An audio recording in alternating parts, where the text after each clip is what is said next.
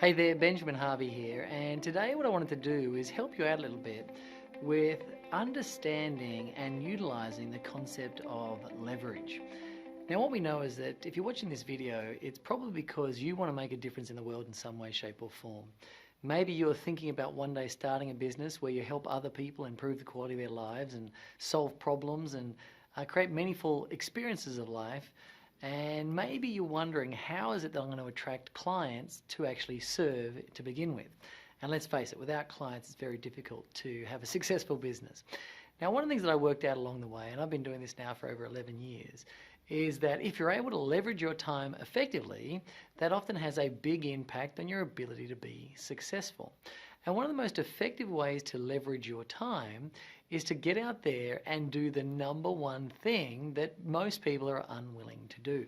In fact, it's been said that successful people are the ones that do the things that non-successful people are unwilling to do.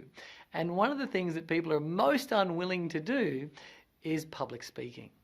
However, public speaking is probably one of the most leveraged activities a human being can do. I mean, if you think about it, even the biggest companies in the world, like the Googles and the Apples of the world, still use a platform for them to get up and present their latest products or services to the world. And I'm sure you've, somewhere in your life, you've probably seen an image of Steve Jobs walking along a stage, holding up an iPhone, talking about it. And that's because of the amount of leverage they're able to get from that activity. Now, if you're able to overcome your fears and work through the confidence issues that are required and the courage that is required to get out there onto a platform and share your message, then you have unlocked an incredible opportunity to make a huge difference in the world and do it in the most leveraged way. Now, in order for us to get up on a platform, we first have to overcome a whole bunch of mindset challenges. And I certainly understand what these mindset challenges are like. In fact, I am an introvert by trade. And I grew up my whole life with a whole bunch of social anxieties and really was quite socially awkward, to be honest. But I was able to actually train myself and teach myself the skills and techniques that were required to, first of all, overcome my fears. Second of all, really just unlock my courage and my confidence as a presenter. And third of all, be able to actually share a message in a way that people understood it. And more importantly, they actually took action on it. Now, if you are going to get on a platform, one of the things to keep in mind is that having a good structure to your presentation is going to benefit the audience remarkably. In fact, your audience is going to respond to talks that not only provide a lot of content, but have a very unique structure that allows them to embody the information while going on quite a journey with you as the presenter. Now, you may or may not be aware that keynote presentations or presenting from a stage or talking in any way, shape or form actually does have a specific model that it follows. Now, every talk you ever watch in the world is comprised of only 14 pillars. There's only 14 things that actually make a talk up. Any type of talk, whether that's a TED talk, a keynote talk, a network talk, a 30-second chat, a 5-minute talk, a 90-minute what they call speak to sell or present to promote kind of a thing, or a one-day workshop, they all only have 14 things in them that make them actually zing. Now, a presentation generally goes through 3 distinct phases. The first phase is the connection, where you actually connect with the audience members. If you don't get the connection right, then you will have a disconnection that occurs in the audience and they won't listen to anything else you have to say. Now, there's nothing worse than having a beautiful message in your heart that you want to share with the world, but no one's connected to that message. In fact, really, a lot of people do have a beautiful message, but if you can think about it, a lot of people get stuck because their skills let them down and therefore their message doesn't cut through. So the connection is the first stage. Once you've made a connection with the audience, the second stage is to actually deliver the content. Whatever it is you want to teach or share in any way, shape or form, you deliver it in the content stage. And the third stage is actually what we call a call to action, where you offer the audience some type of action that they can do either inside the room or the following weeks after the presentation that allows them to progress with the information that you have in fact been sharing with them. So if we have a look at those key phases, which is basically the connection, the content and the call to action. Each one of them is comprised of one of these 14 pillars. So the first stage is actually made up of 6 of the 14 pillars. So 6 of the things you ever do in a presentation happen during your connection phase. And when you're actually joining and connecting with an audience, the first thing you want to keep in mind is your introduction. What do you actually say at the beginning of your talk to actually get people on board and get people started? It's been said that a presentation is kind of like an aeroplane, and excuse the example, but aeroplanes have the highest chance of crashing at takeoff and landing. And your talk is the same. It has the highest chance of crashing at the takeoff and the landing. So getting the first 5 to 15 minutes of your presentation right really is quite critical. So when you kick off, the first thing you want to do is an introduction. And there's over 11 different ways to introduce yourself on a platform, all of which we're going to be sharing in a program we have coming up. But I want to actually jump to a piece that's going to be quite relevant for you right now. So the first one is the actual introduction. Second from there, you want to do what we call 3 core problems, as in the 3 biggest problems that people face. The third thing is what we call market forces. The fourth thing is what we call a big promise or a big idea. The fifth thing is what we call frames, as in the way you want the audience to think and behave during your presentation. And the sixth thing is actually what we call your why. And today I want to talk to you about exactly how to share your why. You see, what we do know is there's a saying, I think it's by Dale Carnegie, that says people don't care how much you know. People don't care how much you know until they know how much you care. And imagine that, I'm trying to tell this saying, I can't remember it. But basically it's that. People don't care how much you know until they know how much you care. And people don't know how much you care when you're on a platform until you've actually shared your why, the core reason why you are driven to share this message in this room at this moment in time. And most amateur speakers, for some reason, are unwilling to get vulnerable, are unwilling to open up their heart and let people look into their soul and really understand what drives them to go out there and share their message. So I want to give you the structure right now of exactly how to share your why. So next time you get in front of a room full of people, either now or sometime in the future, you'll know exactly what to say and the order in which to say it. See, when it comes to storytelling, there is an archetypical framework that allows a story to really come to life and really bounce inside the audience and get them to feel a sense of connection with the speaker, but also go on a bit of a journey. Now, just before I get into it, I want to let you know one thing. The secret to good storytelling is not to remember, but to relive. So don't try and make stories up, because that's just insanity. You're going to get caught out at some point. The trick is to think of the stories in your life, step back inside them, and then relive them as they happened, step by step. Now, if you were to relive a story as it happens, it actually goes through 8 core phases, and you might want to write these down somewhere. The first thing that happens inside a story is you're aware of the scene. So the step 1 of actually creating a story that an audience can go along, where you share why you do what you do, is to set the scene in which you were in at the point at which you made a decision to go out there and make a difference in people's lives. So setting the scene is where you describe the external appearance. Are you indoors, outdoors, on a train, on a bus? Is it summer? Is it winter? What's actually happening in the scene? Where are you and what is actually going on? Once you've set the scene, you want to introduce the characters. Was it just you in this scene? Was it other people? And you want to describe the external appearance of the characters. What are they wearing? What's their hair color like? Do they actually have hair? I don't have any hair, so if you describe me, you'd say the guy was bald. But basically, describe the characters. Do they have accents? Can you do the accents?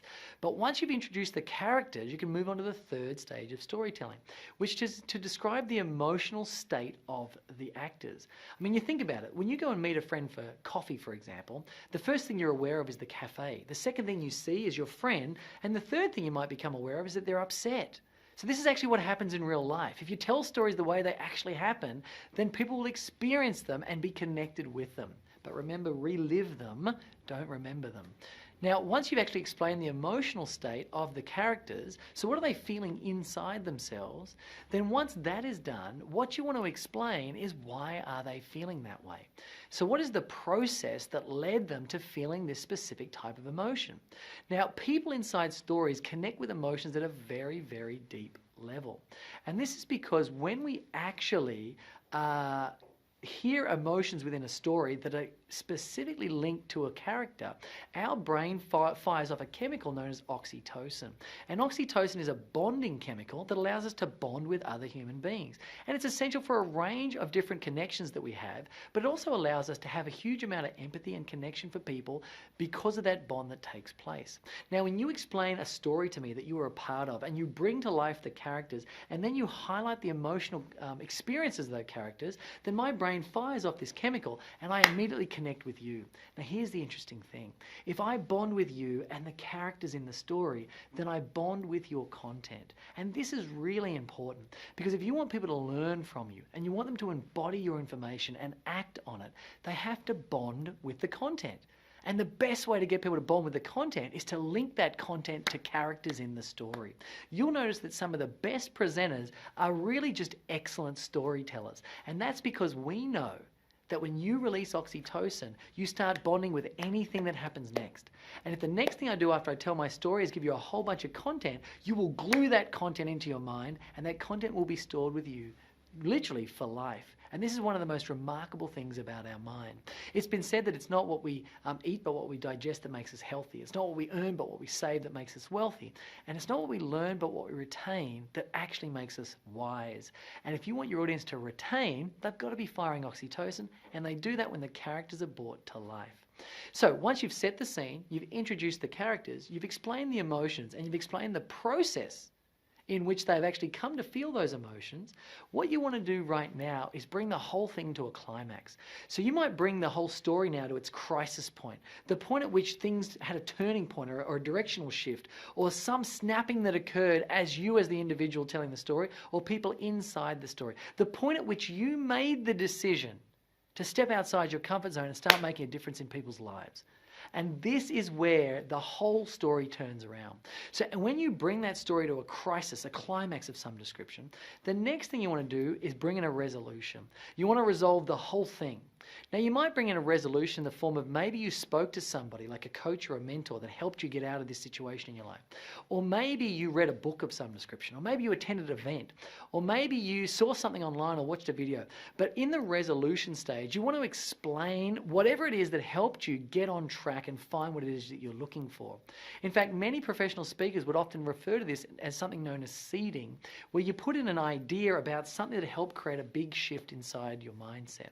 Once you've created a resolution inside the story where you have got yourself back on track, you've pulled yourself out of the ashes and you've really just gotten ready to go for it, what you do now is you explain all the outcomes that have occurred since then.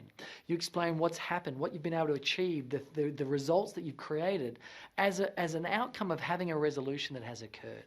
Once all of this has happened, all you've got to do now is share some type of message. Some type of piece of wisdom that sums the whole story up that you've just told in one or two very short sentences. You kind of want to imagine that you're walking down the path and you bump into someone and you can only tell them one sentence. That's it. Only one sentence you're allowed to say to them. What is the one sentence you would most love to say to them that summarizes the entire story that you've just told?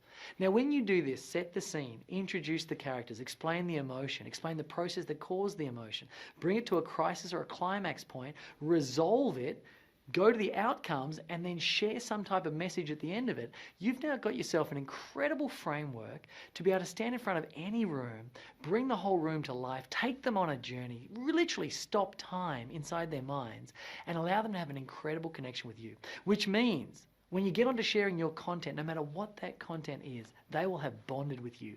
And that really is the most critical part of presenting, having that connection. Now, if you'd like to learn more about the other 14 steps and find out more about presenting in general and how you can actually create a whole bunch of leverage, then my advice is enter your details on this page. We're running a complimentary event. It does have a value, but for you it's going to be free of charge.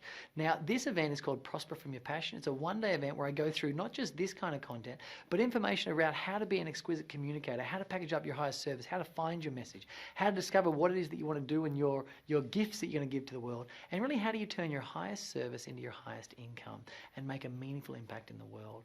So if you'd like to be a part of that, enter your details. The reason being is last time we ran this tour, we ran it in 8 separate locations, and all of the 8 locations actually sold out. So please enter your details as soon as possible. If you'd like to bring a friend along, then by all means, please register them as well. And at the event, please make sure you do come up and say hello to me, because I love to meet everybody that we share our ideas with.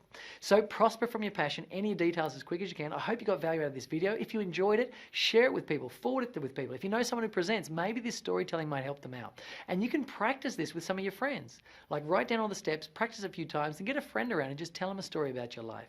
And just see what kind of connection you're able to form with them as a result of following this template. I hope you get some value out of it. I hope I can actually see you at Prosper From Your Passion. If you're able to make it to the event, it's going to be an incredible day of learning. And until we meet again, share your light, live your love, and do whatever it takes to be your own best friend. I'll see you soon.